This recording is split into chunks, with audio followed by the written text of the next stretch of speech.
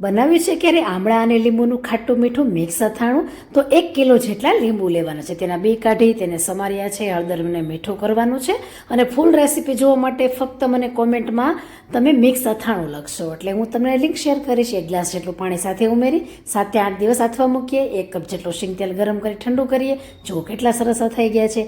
ત્યાર પછી આમળા, ગાજર, મૂળો અને તીખા મરચાં, થોડાક મોળા એવા મરચાં લેશું.